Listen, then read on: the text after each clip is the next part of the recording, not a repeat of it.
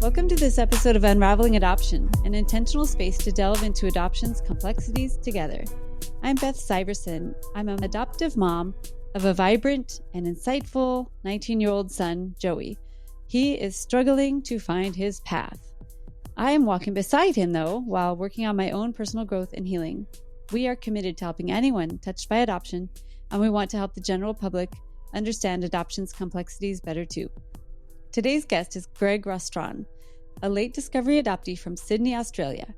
He found out he was adopted when he was 28, even though everyone else in his family knew.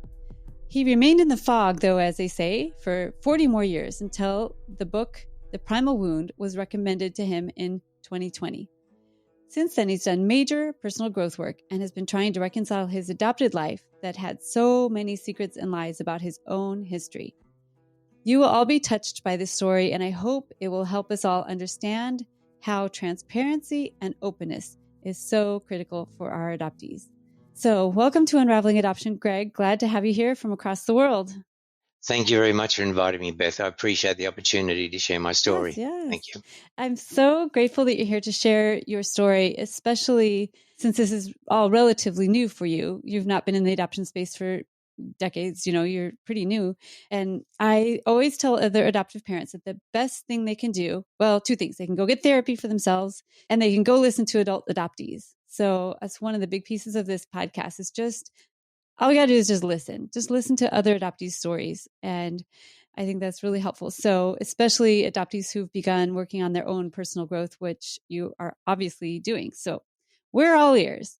Why don't we start with, what was your childhood like growing up, siblings, that kind of thing? So I guess I'll start by saying I have met one adoptee who sticks out, who knew from day dot that he was adopted, had loving parents, totally supportive, met him and he was extremely happy. He met his biological family that satisfied that need in him. And he said they were a different demographic and he was satisfied. He moved on with his life and he needed nothing else. For me, that has been the exception. The only person I've met, and I've met many adoptees over the years that was really happy.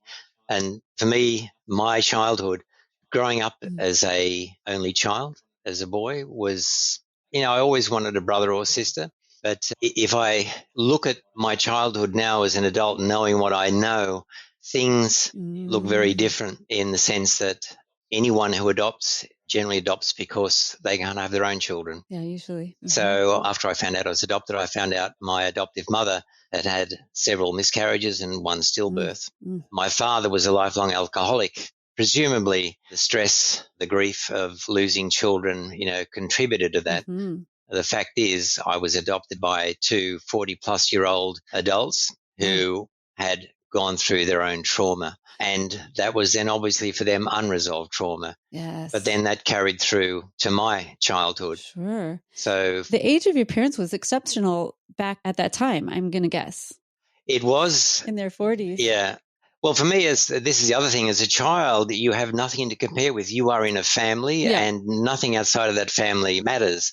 I just remember being as a teenager going, for the one time my adoptive father managed to do an activity with me and looking around and seeing that, wow, all the other fathers are so much younger than my dad. That's weird. Yeah. Oh, well. And I just noticed it. I didn't know why, didn't question it. It was just the way it was. But it also had an effect on me. But so that toxic relationship between my adoptive parents, obviously, was not good. There was an attempted rape in the middle of the night at one point when he came home blind drunk. He wasn't a violent person at all. And I don't know. I presume he went into the bedroom and wanted to have sex and my mother didn't. But she screamed out my name. I was probably about 6 or 7. I finished up cowering under the bed. Next morning, I wake up and wondering what I'm going to find and go into the kitchen. My adoptive parents are there and there's not a word spoken. They're not talking to each other. Oh, no. They're not talking to me except to say, Gregory, tell your father this, Gregory, tell your father that. Oh, they put you in the middle. Oh. Yeah. So, and that was basically my function most of the time was my adoptive mother complaining about my adoptive father's drinking. Or my adoptive father, never really complaining about my adoptive mother, but he was the one that brought in the money. But, as a child, when your adoptive father does take you out as a kid, and in Australia, We call them pubs. They're basically hotels, bars. So on a weekend, going for a trip in the car with my adoptive father, being given a lemonade, sat out in front because kids weren't allowed in. So being sat out on the footpath, waiting while he was inside drinking, and then come back out drunk. Oh, gosh. Yeah. Oh, sounds horrible. So yeah. you were just put in the middle, triangulated and into this dysfunctional adoptive family. Oh, Yeah. And then there were layers of that, you mentioned to start with. Everyone in my adopted family knew. So both my adopted parents came from large families. So 6 children in each family, lots of nieces and nephews. And after I found out I was adopted, I found out they all knew. And when I asked, I said, why didn't you say anything? And they just said, well, we thought you knew. And it's like, okay, I didn't. They didn't realize they never told you. But then on the other side, no one was willing to talk to me about what they knew of my adoption. They didn't say, hey, are you okay? Are you okay? Your dad is fall down drunk. Are you doing okay? Do you need anything? They didn't. No, I was just... They just left you on your own. They just left me be. Yeah. Yeah. And, the other message I got was, don't search, you'll hurt your adoptive parents. Just leave it be. You've had a good life and whatever.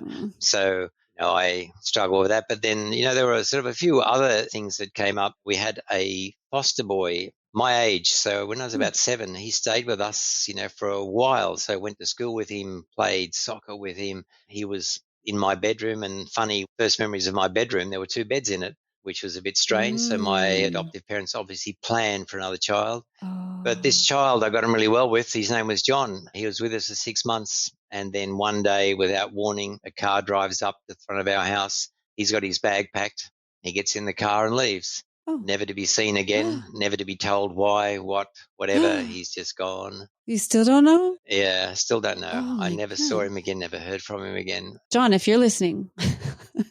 Yes, I know. I'd love to know what happened to him. So just so much was kept from you. So much of just basic information was kept out of your ears. Wow. Yeah.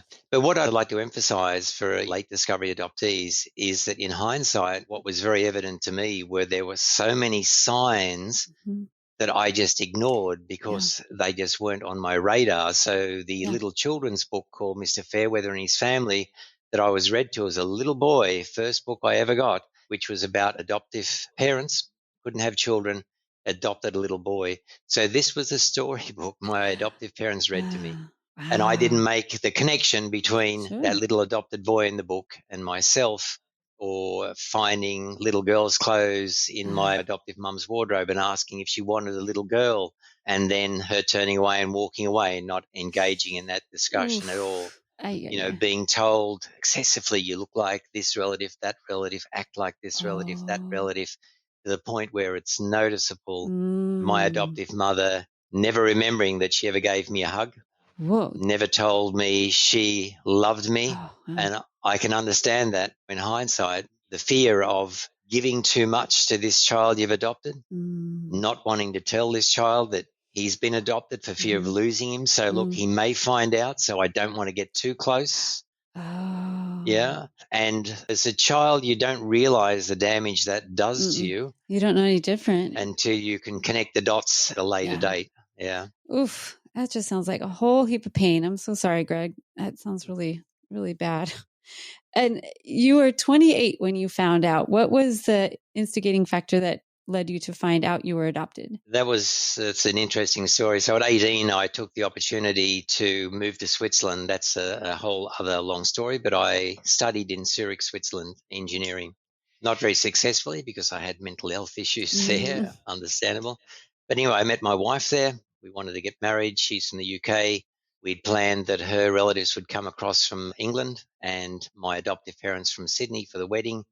And that was in March 84. And in Switzerland, very regulated, and, the Swiss are very precise. That's right. So the clocks. as part of this process of getting married was to present a wave of documents. And one of them was a full birth certificate. And as a kid in Sydney, Australia, when you joined the soccer club, you had to say how old you were, and you had this little piece of paper that said your name on it and your date of birth, and that was it. I had never seen a full birth certificate. Okay. My adoptive father sends me one. I give it to the Swiss authorities, and they say, well, look, I'm sorry, we can't accept that. I said, why not? They said, well, there's one of these fields here. Your mother's maiden name is missing. And it's like, oh, okay, that's strange. So I sent a letter back to my adoptive father saying, urgent, can't get married. Please fix this. They've obviously made a mistake. Yeah. I never heard back from him from that letter. So in the meantime, the Swiss decided it was a minor mistake. They were happy for me to sign an affidavit. Okay. And for my wife and I to get married in the civil ceremony just sort of a week or so prior to everyone turning up and us having the church wedding.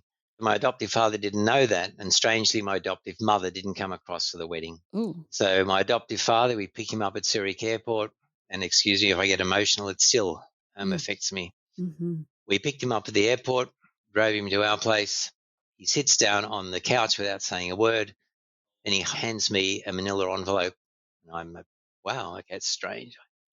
I remember taking the envelope, opening it up, and the first word that stuck out was adoption.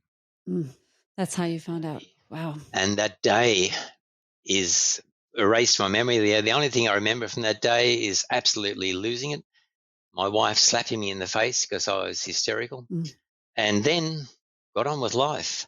So you did go get married. You had a bunch of people coming. You had to do the wedding. Oh, my God. So there was no choice. So got married, had the wedding, basically acted as if nothing had happened. Yeah. You had to just file it away. Mm-hmm. And then my wife and I had to file it away and moved on. And then we went on a long honeymoon. We went from London through Asia down to Perth, Western Australia. We bought a car, drove all the way up to Darwin, down the east coast of Australia, and we spent then some time, 4 years in Sydney. During that time is when I decided very unemotionally and very clinically and sort of like with the mind of an engineer, yes, I need to find something out about my biological parents. I think that would be important. Okay. So that's when this search started for medical information. There was zero emotion. Well, I won't say zero, but not much emotion attached to it at that time. Okay. I know a bunch of engineers. I know how you guys are linear, like check things off the list. Do. Very good. I love my engineers, but yeah. Yeah. So solutions. Yeah. So solutions. Problem is I need medical information. So how do we go about getting that? Back in the day, I was extremely lucky. Back in the day, there was no internet. There were telephone books. I remember this. Yeah. So first port of call, I know what my biological father's name is. Okay. And I look in the telephone book. There were two people with that surname. One my father, one his brother. Okay. Wow. Yeah. That was lucky. They were the synchronicities. They were both Dutch. My father, when I got my adoption papers when I was in Zurich, they said that my father was born in Münster, Germany, which was basically a 2-3 hour drive from where I'd lived for all these years, which was, oh my God, I lived so close and yet, never knew he was there. I didn't know he'd migrated to Australia. Oh, he was in Australia. Okay. Yeah, after the Second World War, he joined the Dutch Army, went to Indonesia, came down to Australia, met my mother, and they were briefly married. Stayed together for 4 weeks, long enough for her to conceive. Wow. They separated. She moved back with her parents. And the rest is history. Do you know why they had such a short marriage? There are only rumors. One of them is that it did seem a bit effeminate, that he may have been gay. And my mother found out about that because obviously back in the day, being gay was illegal, basically. Wow. So that hiding in plain sight was, the strategy in the day. Oh, yeah. You get married to kind of pretend you're not. Yeah. Yeah. Pretend you're not. Okay. So, but I don't really know. What I did find out, though, which really affected me, I got divorce papers from our Supreme Court just only in the last 18 months. And in those divorce papers, there was a 5-page affidavit. I call it a breadcrumb for my mum. And in that affidavit, she listed the emotional abuse. And my GP, who I showed this to, said she suspects my mother was suffering from severe morning sickness at the time. Oh. And my father was saying to her, look, if you're going to be that sick, I can't use you. Just go back home to your parents. So that was part of it. Oh, my God. She definitely wanted to keep me. She wrote a letter to my auntie in Holland, my father's sister. And in that letter, she sent a photo of herself. And there were 3 things that stuck out for me in that letter from my mum. One is she was looking forward to getting married, looking forward to starting a family, and hoping to have a little boy. Aww. So for my mother, to have those 3 wishes Mm. fulfilled and to end up having to give me up for adoption. And in that affidavit she wrote to the Supreme Court, she said, I asked him, my father, to come and visit me and the baby in the hospital, Mm-hmm. and he declined. He said, no, give the child up for adoption. I don't Mm. want it. Mm. And yet, unfortunately, my mum passed away. We got married on the 17th of March, 84. I found out my mum passed away 17th of March, 83. Oh, So 1 year to the day that I wow. got married.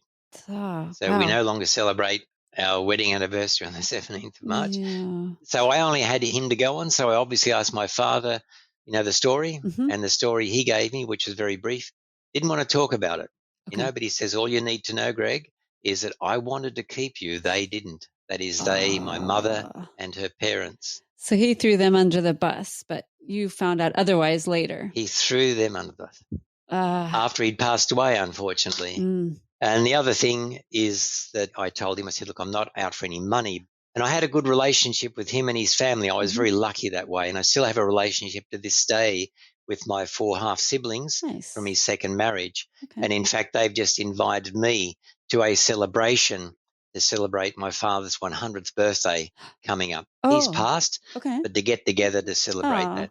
Nice. And I'm in 2 minds about that because I have now this vision of my father who lied to me. Mm. Yeah, lied to me about the truth of what happened. My 4 half siblings, he's their father too, but they have a very different view of who he is. Oh, they respect him. They never, as far as they know, didn't lie to them. Dang it. No, so. But you probably still want to stay connected to those siblings, but don't want to celebrate your dad. Oof, that's awkward. I haven't said yes or no yet. I'm still I don't know. I feel like I don't want to destroy the good relationship I have with my half siblings. Yeah. And yet it's going to be difficult to sit through that and bite my tongue and smile and celebrate. Yeah. Do your siblings know that your dad lied to you? I mentioned it to my youngest half brother that I had found some information. Mm-hmm. And before I can even tell him what it was, he launched into how fantastic he was and all this sort of things. So I just left it. My eldest half brother, I mentioned to him, and he was open to listening. Yeah. This has been over a year and I still haven't had the opportunity to share that with him, but he did seem like he was open to hearing what I'd found out. Yeah. Wow. Comparing those 2 experiences, because they're just so symbolic of so many of your experiences. When you got shut down by the first one, how did that feel? And how did it feel when the other half brother was like, okay, I'll be able to listen to this? What's the difference? The difference is between acceptance and rejection. Mm-hmm. Mm-hmm. So having the eldest half sibling being open, not saying he would have believed it. Yeah. He could have easily said, well, look, people change. Yeah. He was very different man to the man who gave you up for adoption. Yeah. And that'd be an okay story. That'd be an okay discussion to have. But I could tell my youngest half sibling, he was absolutely not open to anything like that. And it's just so hurtful. And you've had so much of it in your life. And God dang. It's so sad because none of that needed to happen. I don't know. They were trying to protect themselves. They're trying to protect their own ideas of how things should be. But all of it is hurtful to you.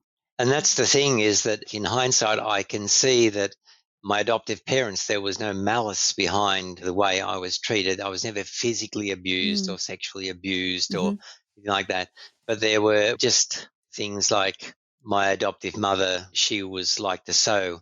So she would sew clothes that I hated, but I was forced to wear. She was also a hairdresser. She would cut my hair. My adoptive father would go to a hairdresser, but I'd be forced to sort of sit out in the cold in a shed out the back while she cut my hair for ages. And to this day, I still hate hairdressers because of that. But you could tell that she wanted me to do things the way she wanted them done. A lot of control, sounds like. They talk about this idea of connection and attunement between, mother and baby. Mm-hmm. And in hindsight, I can see there was no attunement between my adoptive mother and myself. So when I would come forward with feelings, as a teenager with acne, and then feeling very self-conscious, and then go to the shops. I don't want to go. I don't want to go because I'm embarrassed about the way I look. And so, no, don't worry about it. Don't worry Just about shut it. you So down. never acknowledged my feelings. It doesn't matter what they were. They were never acknowledged. Just sort of, no, that's not true. Just get on with it, whatever it might be. So even the little things, like little day-to-day things were like that. So forget it about talking about how you're feeling about your adoption, or you didn't even know about your adoption, but forget feelings of, I found these little baby clothes, girl clothes in the closet, forget having any sort of discussion about that, right? Like any of that is like way off the table. It's interesting. I'm 66 years old. So these events, are a long time ago.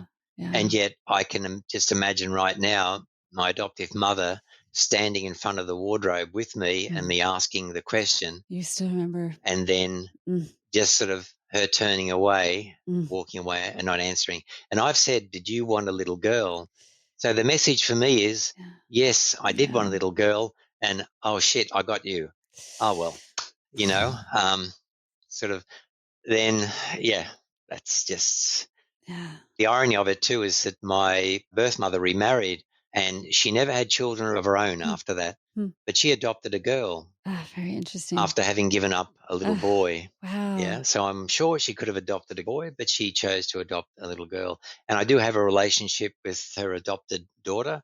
And a very good relationship. And she's been able to give me a lot of insight into how my mum was, personality and whatever. And I guess if I lead into that, one of the things that, I have learned, and 28, I got married, finished my degree. We moved back to Sydney briefly, had children. Just did your life. Moved back to Switzerland, came back to Australia. For my adoptive parents, they asked me to come back and look after them. They weren't capable. So I came back here, settled back here, did everything for them. But it was all very much focused on life. And there was just so much going on. Yeah. And then at some point, 15 years ago, is when mental health problems started to kick in. An initial diagnosis was, you have depression. Even though I mentioned my adoption story at the time, it was never on the radar of mental health professionals. You have clinical depression. Here you go, take a tablet. And as you mentioned, it wasn't until 3 years ago that I was given that book, The Primal Wound, and that opened my eyes and the emotions started to flow and literally flood out. I'll mention two things which I think are very, very important for me is mental health. Adoption affects mental health, and I don't think that makes much difference. It doesn't matter how much you try as an adoptive parent, there are still the risks that there will be mental health issues. And my child was exacerbated by circumstances. But when I got to Switzerland, I had a few girlfriends and they came and went, and that was all well and good. You're disappointed, you move on. And then I developed a relationship with a much older woman. In fact, I was 20, she was 36. Yeah. When she broke that relationship off, for some reason to me, I couldn't figure it out, but I tried to commit suicide. I was sectioned and then went into an outpatient facility for several months. Just real quick for non-Australians, I think sectioned means you were hospitalized like a 72-hour hold or something. Involuntary. And that treatment was all around trying to make me well, but I could not understand why I did that. Looking back, it seems pretty clear to me that that was a mother figure too who abandoned you, and it just triggered all of that primal wound. Exactly. But no one in the healthcare system kind of got that clue. No, but at that time I didn't know I was adopted either. So that was before you got married. That was before I even knew I was adopted. So I guess the point I'm making here is, for me, that primal wound, that feeling of abandonment and rejection, even though it's pre-verbal, it obviously stayed with me to the point where this rejection by this mother figure was just too much to bear. But then my next mental health journey started 7 years ago. I had a friend come from Switzerland and stay with us for 3 months here. And I said to him, look, we'll do a road trip, 700 kilometers down the southwest from Sydney to people on a farm there I know. And shortly before we go to leave, he says, hey, Greg, look, I'm going to catch a train down to Melbourne after, we've done our trip. You can drive back to Sydney by yourself. And in that moment, I developed a detailed suicide plan. I was going to kill myself on the way back home. I felt a deep sense of rejection from this man that I was very good friends with. And I can understand why that rejection and abandonment wound, but just to show that, these triggers that can trigger these emotional responses, suicidal ideation, they can come out of left field and they can hit you. And when they do, it's a bit like sliding down, a slippery slope on a sled in nice snow, is that there's just no hanging on, you're gone. Yeah, how did you survive that? I was lucky. I think my wife noticed that there was something wrong, and she decided that she would come with us, and she drove back to Sydney with me. And when I got back to Sydney, I was lucky enough that I happened to know a psychologist through business. She was more in the corporate world, but I confided in her, and that started my journey in therapy, in talk therapy. And that's been ongoing now for 7 years, except in the last 3 years, it's been very much focused since I read The Primal Wound on my adoption story and how that's affected my mental health, my relationships, my way of life. Yeah, it affects everything. And even if your adoptive parents were fabulous, which they clearly were not fabulous, clearly they added to your trauma. But even if they would have been fabulous, you would have still had this little bucket full of shit to deal with from being relinquished and all the stress that your birth mother was under and being left and not supported, and all of that just trickled down into you. And it comes out, your poor friend probably had no idea what he was doing. No. He had no evil intent, I'm sure. No. He was just like, oh, we're grown people, we can go our separate ways. But you just don't know what's going to be that trigger. Yeah. And I never forget that day. It was just a total shock. And the weird thing is, it was a few days, so I had ample time to sort of confide in someone, but I didn't feel like I could actually talk to anyone about it. Okay. And then for me, there was then the only one option: this world will be better off without me. And so that's what I'm going to do. For me, that mental health journey has been, a very, very difficult one. And I know from talking to other adoptees to more or lesser extents, they all suffer from, some form of mental health. Yeah. Putting it into context, understanding it is one of the first steps, or at least admitting it, recognizing it as one of the first steps to healing. But then the healing needs to be really supported by professionals, by family, for really to get beyond it. Yeah. It sounds like you've landed on a good therapist, and that's who gave you the Primal Wound. And I'll put the link to that book. If you haven't read that book, everybody go read that book. I'm curious, though, if you hadn't had those mental health breaks and suicidal ideation, I don't picture engineers just gravitating toward therapy as a general rule. I don't want to stereotype you guys, but engineer types seem to be like, I can fix it myself. So do you think you would have gone to therapy if you hadn't had those breaks, or was that what got you in? Well, in the first one, before I knew I was adopted, there was individual therapy. This was back in the late 70s in Switzerland. I guess, one of the homes of psychotherapy. Oh, yeah. So if you can imagine, there were no psychologists there. It was one-on-one sessions with a psychiatrist in a white lab coat. There were group sessions where you would sit there and it's like, okay, what now? Well, your opportunity to talk. What do you want me to talk about? Whatever you want to talk about. Well, psychoanalysis kind of situation, huh? I've got nothing to talk about. I don't know why I did that. I have no clue. So that went absolutely nowhere. I had lots of medication, but eventually I got beyond that and decided, right, that's it. Let's just move on with my life. But moving on with my life meant that it wasn't perfect. So I'll just give you one small example. When I first met my wife, if she said something that offended me, I thought was wrong or whatever, I would just silent treatment. I would just not talk to her until she'd eventually say, what's wrong with you? And I said, well, you said this, that, or the other. Well, yeah, so, well, and we'd have this conversation, but I could not deal with emotions. I could not deal with conflict. And, that affected my marriage. And I'm very, very, very fortunate. I'm still with the same woman. The same woman I married all those years ago has been so supportive up to the present day. So, it affects your relationships. Yeah. When I was first diagnosed with depression, at the end of the day too, it's like as an engineer, there's cause and effect. There's a problem here. Let me see what's causing it, and then I can find a solution. So my wife got to a point where she says, look, I'd burst into tears. I'd have anger outbursts. And she'd say, you need to see someone. I went to see someone. what's wrong? I don't know. Mm-hmm. I'd be willing to talk, but I don't know what's Yeah. wrong with me. Yeah. So I was given Yeah. medication, diagnosis, clinical depression medication. It wasn't until I had that sort of almost near suicide 7 years ago where I knew I had to speak to someone because I was so acutely suicidal that unless I could get something off my chest, I was going to follow through on that. Mm. So that started me off on that talking journey. And that started off really, this therapist was focused on my childhood. Okay. And there was obviously a lot to be A lot to had deal with there. Yeah. from that childhood. But it wasn't until the beginning of the pandemic when I was given the Primal Wound, the book by Nancy Verrier, that suddenly came out of the fog, Yeah. and then it made sense. It wasn't depression, and my recent therapist diagnosed me with complex PTSD. Yep.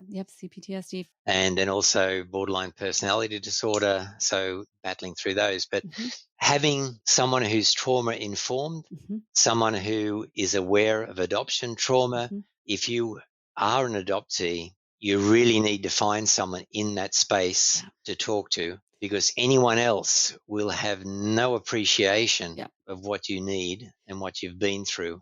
Absolutely. Yeah. We've discovered that too. We've gotten a lot of help from several really great adoption competent therapists and individuals, but our regular healthcare system, through our regular insurance, they're absolutely clueless, really badly clueless, like harmfully clueless.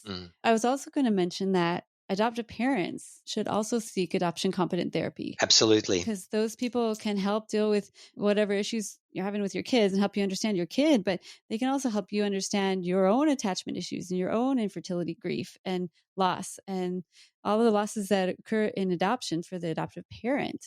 A lot of people think the adoptive parents is the big winner, which maybe we are comparatively, but there's a lot of losses involved as well. So adoption competent therapy for everyone. Yeah, absolutely. And certainly birth parents need support too. Oof. Yeah. And unless you have some other resources, but I do have a directory of adoptee therapists in the US, but I'll drop that link down in the notes if anyone's looking for one. They're hard to find. One thing I'll say about therapy is that I'm fortunate. I'm definitely not a rich person, but I've been able to afford therapy. And our health system here in Australia, we have public health, which is well funded.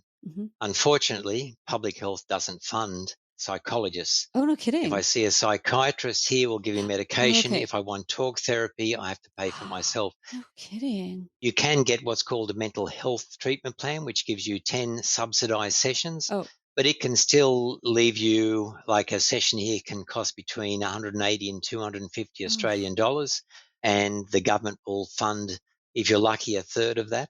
Oof. So what I'm saying is that talk therapy can be very expensive and totally unaffordable. So for me personally, over the last 7 years since I've been going, as an engineer, I keep a spreadsheet. Okay. Right.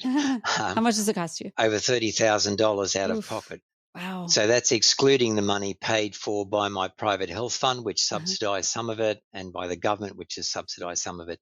So for some people, and I'm talking to these people, if therapy is unaffordable for you, there are, at least here in Australia, there are NGOs, non-government organizations that support the adoption community. And they obviously don't advertise. So I don't know if you have a list of those in the States, but they're often a good first point of contact. So for me personally, there's one here that and this is after 3 years, I've stumbled upon, and they've funded me 6 sessions, fully funded sessions of my therapy. I said, wow, I wish I'd known that. Well, yeah, they don't advertise. I stumbled on it. Right. But I think also support groups are other adoptees. Very, very useful, because sharing your story, I find very helpful, cathartic almost, to get it off your chest. But then also to hear other stories. It's also very validating to hear I'm not alone. I'm not crazy. This is a normal response to a very, very abnormal situation. So what I'm saying is there are other possibilities out there. If you can't afford one-on-one talk therapy, then please, seek out those support groups and other ones that you can get for free. Yes. I'll list a few, the support groups I know. Is there one that you recommend in Australia, or do you go to one on Zoom internationally? There is one, a local one I go to here in New South Wales. It's called the Post-Adoption Resource Centre. It's run by the Benevolent Society here in New South Wales. And there are similar organisations in other states. and they offer free counseling, but they also offer, well, now it's more online, but video get-togethers. Yeah, little Zoom groups. Where we might discuss certain themes like grief and loss, Yeah. or, whatever it might be. And I find those sessions very, very useful very too. helpful. Have you found men-only adoptee groups? No, and that's been a huge disappointment to me. I've made the comment to so many groups, like, where are the men? Yeah. It seems like in the one support group I am in, which is run by birth mothers, there are several adoptees and birth mothers. They are all women. Okay. If I turn up to any events, it's usually 90% women. Wow. So Yep. I've met one adoptee, a male, who was a very similar situation to me in a way. He was acutely suicidal at one point, but it seems like men, maybe we're just not talkers. Not as much. But I know there's a couple of male adoptee support groups in the U.S., but I don't know what time, if the time would be workable for you in Australia. But I'm trying to get my son to get with a group of male adoptees. I think he'd feel, especially as a 19-year-old, feel kind of weird with a bunch of women. It's like, oh. So, but I think men need to talk to each other and feel like they're in a safe space to do that. Yeah. And, that's why I don't know if anyone notices, I'm trying to bring on every other guest is male, because I want my son and people like my son to see and hear their story and to be able to resonate with at least half of my guests, because this space is so filled with white women, like so many white women. Yeah, that's so right. So I'm trying to mix it up. So I really appreciate you sharing your story, Greg. And, I think that your story is really remarkable in so many ways. It's so kind of shocking and horrible, your childhood, and so many elements of your childhood were just so unjust and terrible for you. And that you, through the many different layers that you've been able to shed, that you're coming to terms with this emotional stuff as an engineer. I got to give you props for that. As a man, you're doing it, and not only doing it for yourself, but you're sharing your story with others. And I think that's really important and remarkable. And I'm very grateful that you do that. I agree with you there. The male adoptees that I have met, and there's only two that I talk to, it is nice to talk to another man and get a man's perspective, because as a man, there's this societal expectation that you are strong, you're tough, and you get through anything, and you don't show your emotions, don't cry or I'll give you something to cry about sort of attitude. So meeting other men that are experiencing the same emotions is very, very validating. On the other side, I will just point out, though, that I have found a lot of benefit in the support group with women, because hearing what birth mothers have gone through gave me an appreciation for what my mother went through, during, the pregnancy and giving me up for adoption. They suffer a lot of trauma. So I found that very helpful to understand that, my mother just didn't kick me to the curb because she didn't want me. There was a lot more to it. I'm sure she was in pain her whole life. Yeah. Yeah.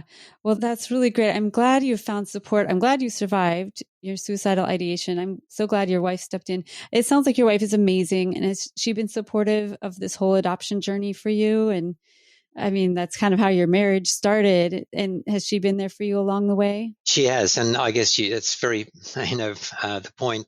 I'll just give you one little anecdote about secrets. Yeah. My wife from the UK, she's got an older sister and a younger sister. So her older sister was born to her mother, Doreen, and a Canadian airman. Just stuffed the world. The Canadian airman went back to Canada, and Doreen, my wife's mother, married her father. So my wife and her elder sister have got different parents. Doreen, my wife's mother, passed away, and her husband remarried. So the three girls have got different parents. And then at our wedding, everyone found out. I disclosed I was adopted to them. On our journey, we went back a few months later to the UK and spent some time with them, and I'll never forget this. There's the three sisters, myself, their husbands. We were sitting around having a drink one night in the lounge room, and my wife's elder sister confides a family secret, that her father was a Canadian airman and was not the same father of her two sisters. She'd held this secret with her for all those years, not knowing that her sisters knew of that secret. So this had affected Linda's eldest sister all these years, this deep secret she'd held with her all these years, trying to keep her other sisters safe. And after I came out with my story, she felt comfortable confiding hers. And that was a load off hers. And I guess the point there is you never know what secrets people keep inside. And holding secrets inside is never a good thing. Yeah. It can lead to mental health problems. Yeah, it's literally dangerous. It's a life and death thing. I was going to ask if you think there's any secret that is worth keeping. Like, is there any reason to protect somebody from some sort of information, or do you advocate for full disclosure? Age appropriately, of course. Age appropriately, I advocate for absolute full disclosure. And one of the things I've mentioned I think is very important is that one of my biggest regrets is I found out I was adopted at 28. I had all those years where my grandparents were alive, aunts and uncles were alive. And for me, as the engineer solving a problem, medical information, yes, tick that box and I'll move on. And I regret not having pursued those. Pursue is not the right word. Sort them out and introduce myself and ask questions. And acknowledging the fact that the other person has the right to say, look, I don't want to talk about it and I don't want to know you or whatever, but I would definitely not be one sitting back. I'm scared of asking because whatever. You'd recommend once people have information to go seek out these people because they might not be there. Yeah. And at some point in your life, you'll think, I wish I had more information and it may be too late to get that information, is what I'm saying. So although you may not think you need the information at this point in your life, take the opportunity to get that information, try and gather as much as you can while people that know the secrets are still around and record it, document it, photos, whatever it might be, as much as you can, because at some point in your life, you or your children or your grandchildren may really appreciate having access to that information. Yeah, definitely. Share information, everybody. Share information, even if it's yucky information. I don't know. A lot of adoptees are adopted because their mothers were raped or they were a product of an affair, or there's some really stories, but it still makes it way worse to hold secrets and to keep it away from people. Yeah. People have a right to know their whole story. And I acknowledge the fact that obviously there are some conception stories that would be extremely difficult for a woman to share. Yeah. So I wouldn't expect a mother to share the deep details of what had happened, but it maybe at least give an indication of what happened. Yeah. Because that is in itself an explanation to the adoptee of, why you gave me up for adoption. Yeah. But also I think it's really important, if possible, for birth mothers. I know the trauma is just too big and they just can't have contact. But for an adoptee to hear the words, I love you, from the people who gave birth to them is just so important. I just can't put it into words, just how soothing that is to the soul of an adoptee to hear those words from the people who gave birth to them. Yeah, every human being deserves to have that. Absolutely.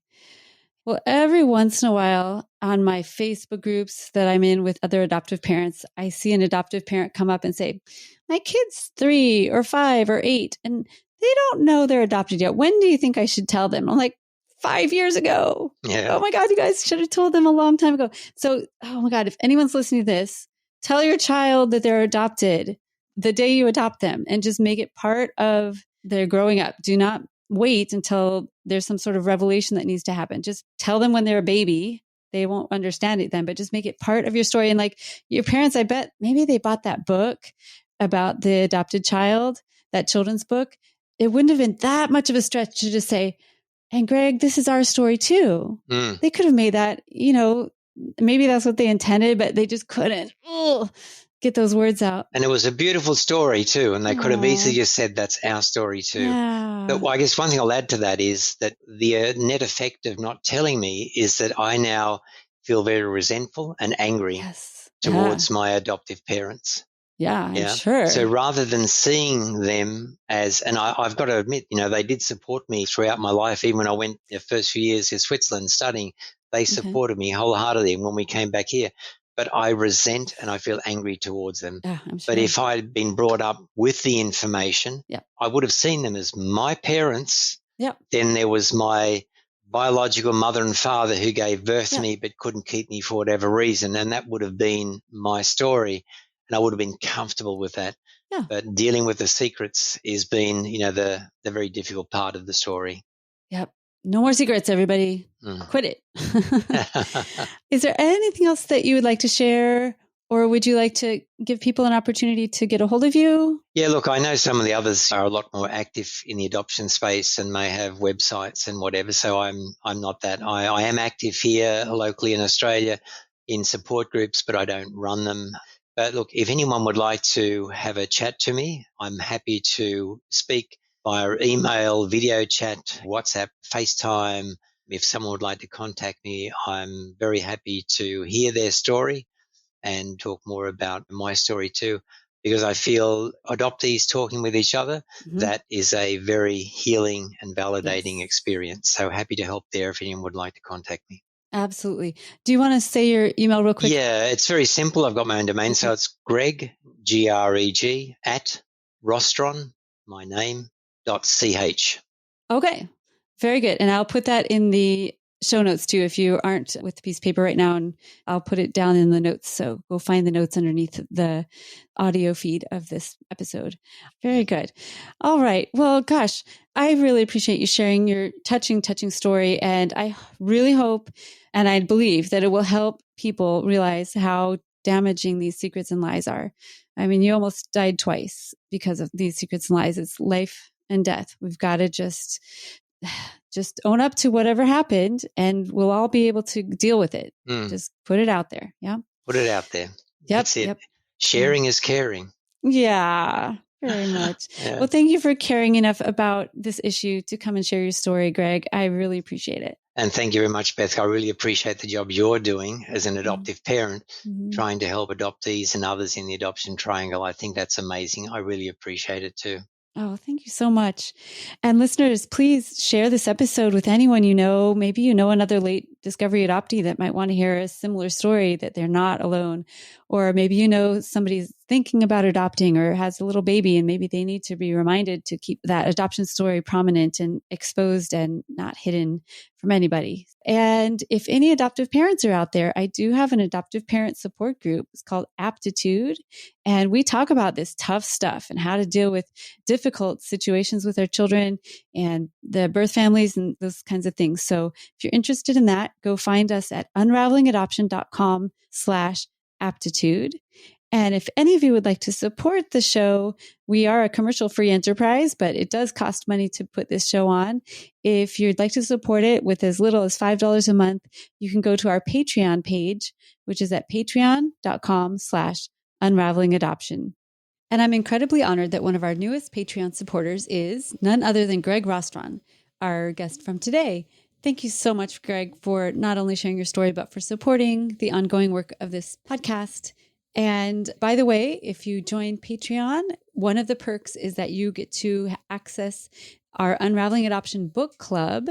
We are just now, as of Monday, June 12th, 2023, starting a new book, The Myth of Normal by Gabor Mate. If you'd like to hop in on that, we're just beginning it. And I invite you to join Patreon to access that book club. You can join at any level as low as $5 a month. Just go to patreon.com/unravelingadoption, and the link is in the notes. And I really appreciate you all listening in to this very important story. Thanks again, Greg. And Greg and I want you all to stay safe.